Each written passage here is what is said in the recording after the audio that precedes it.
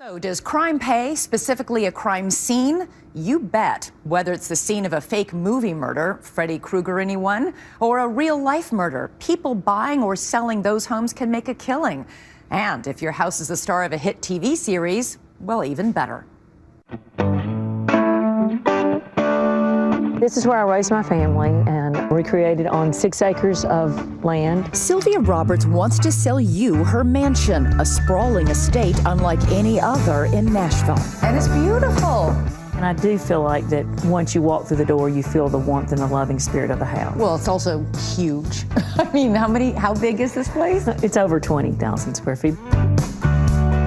And how much is the price? It's $19.5 million. $19.5 million. And I think it's worth every penny of it. Maybe so, but last year the estate was languishing on the market. That's when some TV producers came calling. They wanted her place to become the fictional home of lead character Raina James in a new series called Nashville. I love to entertain and I love to have people over.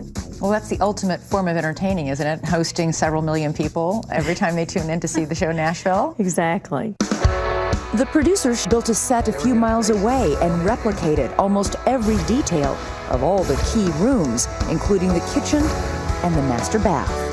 All of America has been in my bathroom. The house has become a star in its own right, and there's no better product placement for a high-end property than regular appearances in prime time. Sort of like the ultimate, commercial for your house, right? Yes, I guess so. You too can live where Nashville's Raina James lives on television. Anytime you have a home that has celebrity value, it is worth a lot more. That $19 million elaborate mansion is the most famous house in the area, and for good cause. Here in Beverly Hills, this mansion has enough stories to fill a Kitty Kelly tell-all, listed for $115 million. It's been the setting for Whitney Houston in The Bodyguard. Beautiful. And 40 years ago, The Godfather.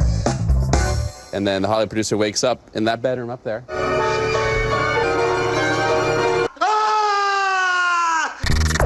Realtor Brandon Walsick says he can't attach a hard number to the value of that celebrity, but he'd be happy if you did. And there's a buyer out there who's going to overpay happily just to have bragging rights with his friends that he's living in the house that this phenomenal movie happened in.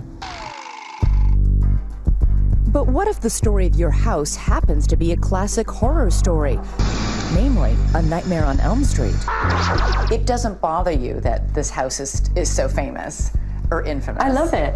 You love it? Yeah. This quaint bungalow where Freddy Krueger terrorized his victims was an extreme fixer in 2006. That's when Angie Hill bought it for just over $1 million and headed straight to Blood, Bath & Beyond. You've put a lot of TLC into this house. I have. My heart and soul. Every floorboard, every nail is mine. She completely rebuilt the interior, and last month when it came time to sell, ka-ching, she got her $2.1 million asking price. Well, congratulations on your sale. Thank you very much. Notoriety didn't hurt the market here, but some houses aren't so lucky.